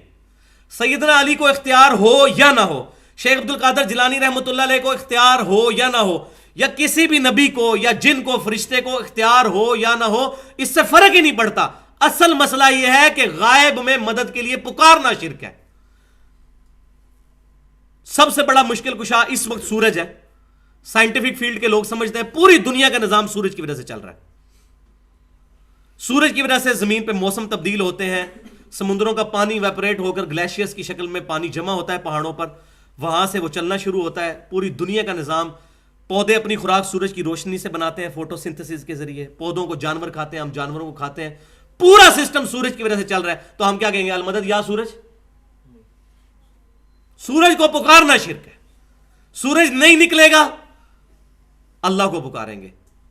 سورج نکلے گا اور بارشیں نہیں ہوں گی، اللہ کو پکاریں گے. یہ مسئلہ یہ ہے، اس کو سمجھ لیں. غائب میں مدد کے لیے پکارنا شرک ہے. وَإِيَّاكَ نَسْتَعِينُ. لہٰذا یہ جو جنید جمشید صاحب نے ایک دیوبند کے مفتی کی جو نعت پڑھی، فرشتوں یہ پیغام دے دو کہ خادم تمہارا سعید آ رہا ہے، یہ شرکیہ جملہ ہے. فرشتے کو پکارنا بھی غائب میں شرک ہے. فرشتوں بے شک اللہ تعالیٰ نے ان کو ڈیوٹی پہ مامور کیا ہے. سنن نسائی میں صحیح حدیث ہے کہ زمین پہ کچھ فرشتے سیاحت کرتے ہیں اور میرے امتیوں کا سلام میرے تک پہنچاتے ہیں، لیکن فرشتوں کو پکار نہیں سکتے. ہم کیا کہتے ہیں؟ اللہم صلی علی محمد، اے اللہ آپ محمد صلی اللہ علیہ وسلم پر دروشی بھیجیں. فرشتوں کو پکارنا شرک ہو جائے گا. تو یہ بات سمجھ لیں. فرشتوں کو یہ نہیں کہہ سکتے فرشتوں بارش برسا دو کہ گرمی کا موسم قریب آ رہا ہے، یہ شرک ہو جائے گا. اس مسئلے میں بہت احتیاط کی ضرورت ہے. تو یہ اصل مسئلہ ہے جو میں نے آپ کو بتایا، جو اصل پرابلم ہے. اب اس میں دو مثالیں صحیح بخاری اور صحیح مسلم سے پیش کر دیتا ہوں. دونوں کو بلکہ یکجا کر کے بیان کر دیتا ہوں. بخاری و مسلم میں، صحیح بخاری کتاب المغازی چیپٹر میں اور صحیح مسلم میں کتاب الامارہ چیپٹر میں، کہ 70 صحابہ کو دھوکے سے شہید کیا گیا. تو وہ جب صحابہ شہید ہونے لگے تو انہوں نے کہا اے اللہ ہمارے نبی کو ہمارے حال کی خبر کر دے کہ ہم تجھ سے مل چکے اس حال میں کہ تو ہم سے راضی، ہم تجھ سے راضی. نبی صلی اللہ علیہ وسلم مدینہ شریف میں بیٹھے ہوئے، اللہ تعالیٰ نے جبرائیل علیہ السلام کو بھیجا اور پھر آپ صلی اللہ علیہ وسلم نے فرمایا کہ میرے پاس ابھی وحی آئی ہے اور مجھے بتایا گیا کہ تمہارے ساتھیوں کو دھوکے سے شہید کر دیا گیا، اور انہوں نے شہید ہوتے وقت یہ دعا کی. نبی صلی اللہ علیہ وسلم دنیا میں موجود ہیں، کسی صحابی نے نہیں کہا یا رسول اللہ انظر حالنا یا حبیب اللہ اسمع قالنا. ان کو پتا تھا یہ شرک ہے. آپ صلی اللہ علیہ وسلم دنیا میں موجود ہے، صحابہ نے آپ صلی اللہ علیہ وسلم کو نہیں پکارا، بلکہ کہا اے اللہ ہمارے نبی کو ہمارے حال کی خبر کر دے. کیوں نہیں پکارا؟ ان کی تربیت ہی یہ نہیں ہوئی تھی. تو آج بھی یہ بات نہیں کہی جائے گی. اس وقت نہیں کہی جب نبی صلی اللہ علیہ وسلم دنیا میں موجود تھے. ابھی تو عالم برزخ میں زندہ ہے، دنیا سے چلے گئے ہیں، ہماری کوئی کمیونیکیشن ڈائریکٹ ان کے ساتھ نہیں. اللہ تعالیٰ ہمارا درود و سلام ان تک پہنچاتا ہے. اس وقت صحابہ کرام نے نہیں پکارا. میں سمجھتا ہوں یہ ایک مثال کافی ہے اس کو بات کو سمجھنے کے لیے. تو دعا عبادت ہے. اس پر کچھ آیات جو ہیں وہ میں اس میں بیان کرنا ضروری سمجھتا ہوں تاکہ یہ بات سمجھ آ جائے. تو اس سے پہلے یہ بات سمجھ لیں کہ اگر قرآن کی یہ شروع میں آیت آ گئی نا ایاک نعبد و ایاک نستعین، تو سورۃ النساء کی آیت نمبر 82 ہے کہ قرآن اگر اللہ کے علاوہ کسی اور کی طرف سے نازل ہوا ہوتا تو تم اس میں بہت زیادہ کنٹراڈکشن، اختلاف پاتے. اتنی موٹی کتاب کو بندہ لکھے نا تو وہ بھول جائے گا میں پہلے صفحے پہ کیا لکھ کے آیا ہوں، آگے جا کے ہوتا ہے اس کے الٹ ہی کچھ لکھ دے. تو اللہ تعالیٰ نے فرمایا کہ یہ اس کا غلطیوں سے پاک ہونا اس چیز کی نشانی ہے کہ یہ اللہ کا کلام ہے. بھائیو اگر قرآن کے شروع میں آیا نا ایاک نعبد و ایاک نستعین، پورے قرآن میں کوئی آیت نہیں پھر آپ کو ملے گی جس سے یا علی مدد یا شیخ عبد القادر جیلانی مدد ثابت ہو جائے، کیونکہ قرآن میں اختلاف نہیں ہوگا. اور حدیثیں اگر ملے تو ویسے ہی قرآن پہ پیش کی جائیں گی. سیدھی سی بات ہے، کوئی صحیح حدیث قرآن کے خلاف نہیں ہو سکتی. یہ ہمارا ٹچ سٹون ہے، کسوٹی ہے جو سنیاروں نے رکھی ہوتی ہے نا، ٹچ سٹون اس کو کہتے ہیں. اس پر پرکھا جائے گا تمام چیزوں کو. یہ اللہ کی کتاب انا نحن نزلنا الذکر وانا لہ لحافظون. تو دعا عبادت ہے. اس کے لیے یہ ایک آیت بہت زبردست سورۃ البقرہ آیت نمبر 186، بسم اللہ الرحمن الرحیم وَإِذَا سَأَلَكَ عِبَادِي عَنِّي فَإِنِّي قَرِيب. اے محبوب صلی اللہ علیہ وسلم میرے بندے آپ سے پوچھتے ہیں میرے بارے میں تو ان سے فرمائیے میں تمہارے بالکل قریب ہوں. اجیب الدعوۃ الداع اذا دعان، پکارنے والے کی پکار کو سنتا ہوں جب وہ مجھے پکارے. فَلْيَسْتَجِيبُوا لِي، تو ان کو بھی چاہیے کہ وہ میرا حکم مانے. وَلْيُؤْمِنُوا بِي لَعَلَّهُمْ يَرْشُدُونَ، اور مجھ پر ایمان لائیں تاکہ یہ فلاح پا جائیں، رشد و ہدایت پا جائیں. تو اس آیت کے اندر بالکل کلیئر کٹ اللہ تعالیٰ نے ارشاد فرمایا کہ جب میرے بندے آپ سے میرے بارے میں پوچھتے ہیں تو فرمائیے میں تمہارے بالکل قریب ہوں، دعا کرنے والے کی دعا قبول کرتا ہوں. تو ان کو چاہیے کہ میرا حکم مانے، مجھ پر ایمان لانے کا حق ہی یہی ہے تاکہ یہ کامیاب ہو سکیں. تو اس میں بھی دعا کی طرف ترغیب دلائی گئی کہ اللہ سے صرف مانگنی ہے. دوسری آیت یہ بہت سخت ترین آیت ہے، سورۃ النمل کی آیت نمبر 63، بسم اللہ الرحمن الرحیم امن یجیب المضطر اذا دعاہ. بھلا کون ہے وہ جو مصیبت میں گھرے ہوئے شخص کی فریاد کو سن لیتا ہے. وہ یکشف السوء، اور اس سے برائی کو دور کر دیتا ہے، اس کی تکلیف دور کر دیتا ہے. وَيَجْعَلُكُمُ الْخُلَفَاءَ وَيَجْعَلُكُمْ خُلَفَاءَ الْأَرْضِ، اور زمین میں تمہیں اگلوں کا خلیفہ بناتا ہے. أَإِلَٰهٌ مَّعَ اللَّهِ، کیا اللہ کے ساتھ کوئی اور الہ بھی ہے جو تمہاری دعائیں قبول کر دے؟ قَلِيلًا مَّا تَذَكَّرُونَ، مگر بہت کم لوگ ہی نصیحت حاصل کرتے ہیں. اندازہ کریں یہاں اللہ تعالیٰ نے یہ جو جملہ بول دیا نا أَإِلَٰهٌ مَّعَ اللَّهِ، کیا اللہ کے ساتھ کوئی اور الہ ہے؟ یہ آیت واضح ثبوت ہے کہ اللہ کے علاوہ جس کو بھی دعا کے لیے پکارا جائے گا اس کا مطلب ہے آپ نے اس کو اپنا الہ مان لیا. سیدھی سی بات ہے، یہ میں نے اپنی طرف سے بات نہیں کی، یہ آیت ہے واضح طور پر. اور پھر نبی صلی اللہ علیہ وسلم کی جامعہ ترمذی سنن نبی داؤد کے اندر حدیث صحیح سند کے ساتھ موجود ہے. آپ صلی اللہ علیہ وسلم نے فرمایا الدعاء هو العبادہ، دعا ہی عبادت ہے. پھر آپ صلی اللہ علیہ وسلم نے سورۃ المؤمن کی آیت نمبر 60 تلاوت فرمائی، وقال ربکم ادعونی استجب لکم، اور تمہارے رب نے یہ فرمایا ہے کہ مجھ سے دعا کرو میں تمہاری دعا کو قبول کروں گا. دعا ہی عبادت ہے. اس کی دلیل پر آپ صلی اللہ علیہ وسلم یہ آیت پڑھ رہے ہیں، ان الذین یستکبرون عن عبادتی، بے شک جو لوگ میری عبادت سے تکبر کرتے ہیں. عبادت کیا؟ دعا. ایک ہی آیت میں ذکر ہو رہا ہے. عبادت سے تکبر کرتے ہیں, مجھ سے دعا نہیں کرتے. سیدخلون جہنم داخرین, ان قریب میں ان کو ذلیل و خوار کر کے دوزخ میں داخل کروں گا. والعیاذ باللہ تعالی. کیا ہستی ہے. دنیا میں کوئی فقیر کسی امیر کے پاس جائے تو وہ ناراض ہوتا ہے, اور اللہ تعالیٰ کہہ رہا ہے جو مجھ سے نہیں مانگتا میں اس سے ناراض ہوتا ہوں, مانگنے والے سے تو خوش ہوتا ہوں. سبحان اللہ وبحمدہ سبحان اللہ العظیم. تو یہ آیات اور یہ حدیث اس چیز پر واضح ثبوت ہے کہ دعا صرف اللہ ہی سے, اللہ کے علاوہ کسی اور ہستی سے دعا کرنا گویا اس کو الہ بنا لینے کے مترادف ہے. پھر یہ بات ہوتی ہے کہ جی اللہ کے علاوہ ہستیاں جو کہی جا رہی ہیں اس سے مراد بت ہیں, اللہ کے پیغمبر تو اللہ کے علاوہ نہیں ہے, یہ تو اللہ کے حزب اللہ میں داخل ہیں, اس میں کوئی شک نہیں ہے. لیکن توحید کے معاملے میں من دون اللہ میں انبیاء بھی شامل ہیں, فرشتے بھی شامل ہیں, اور جن بھی شامل ہیں. ہر وہ ہستی جس کو اللہ کے مقابلے پر الہ بنا لیا جائے. تو اس پہ میں بڑی ڈیٹیل سے گفتگو کر سکتا ہوں, لیکن یہ ایک آیت میں ضروری سمجھتا ہوں, سورۃ المائدہ کی آیت نمبر 75 اور 76. مل مسیح ابن مریم الا رسول, عیسیٰ بن مریم تو نہیں تھے مگر ایک رسول ہی. عیسیٰ بن مریم کا ذکر ہو رہا ہے, کسی بت کا نہیں. قد خلت من قبلہ الرسل, ان سے پہلے بھی کئی رسول ہو گزرے ہیں. وامہ صدیقہ, اور ان کی ماں سچی عورت تھی. کانا یاکلان الطعام, دونوں کھانا کھایا کرتے تھے, کھانے کے محتاج تھے. کتنی باریکی کے ساتھ, کتنی پیاری مثال سے, ایسی مثال جو پڑھے لکھے کو بھی سمجھ آئے, انٹلیکچوئل کو بھی اور ان پڑھ کو بھی سمجھ آ جائے. دونوں کھانا کھاتے تھے. جو روٹی کا محتاج ہے, اب تم خود ہی سمجھ لو تمہارا مشکل کشا کیسے ہو سکتا ہے. کیف نبین لہم الآیات, دیکھو ہم کس طرح, انظر کیف نبین لہم الآیات, کس طرح اپنی آیات کو کھول کر ان کے لیے بیان کرتے ہیں.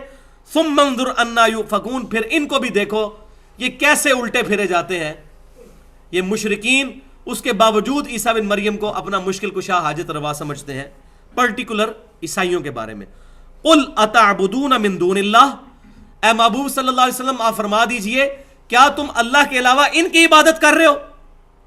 اب وہ بڑے خوش ہو جاتے ہیں جو لوگ شرک کرنے والے ہیں نا, وہ کہتے ہیں جی ہم تو حضرت عیسیٰ علیہ السلام کی عبادت نہیں کرتے, نہ شیخ عبدالقادر جیلانی کے کرتے ہیں, لیکن ان کو پتہ ہی نہیں ہے کہ عبادت سے مراد دعا ہے. ساتھ ہی آ گیا قل اتعبدون من دون اللہ, اللہ کو چھوڑ کر, یہ من دون اللہ عیسیٰ بن مریم اور ان کی والدہ, نبی بھی آ گیا ولی بھی آ گیا, ان کی والدہ ولیہ. ما لا یملک لکم ضرا ولا نفعا, جو نہ تمہارے کسی نقصان کے مالک ہیں نہ نفع کے. عیسیٰ بن مریم ان کی والدہ کسی نفع نقصان کے مالک نہیں, ان کو پکار رہے ہو تم. واللہ هو السمیع العلیم, اور اللہ ہی ہے سننے والا اور جاننے والا. یعنی یہ دو کوالٹیز چاہیے کسی بھی شخص کے لیے, کسی بھی ہستی کے لیے, کہ وہ کسی کی مصیبت دور کر سکے. اور وہ کیا کوالٹیز ہے کہ سننے والا ہر چیز کا, اور اس کا علم رکھنے والا ہر وقت. یہ صرف اللہ تعالیٰ کے ساتھ خاص ہے. تو اس کے اندر یہ بالکل کلیئر کٹ اللہ تبارک و تعالیٰ نے ارشاد فرما دیا. تو یہ میں اس گفتگو کو یہیں پر فی الحال چھوڑتا ہوں. انشاءاللہ اگلی دفعہ باقی پورشن اس کا ضرور ایڈریس کروں گا اسی آیت کے کانٹیکسٹ میں.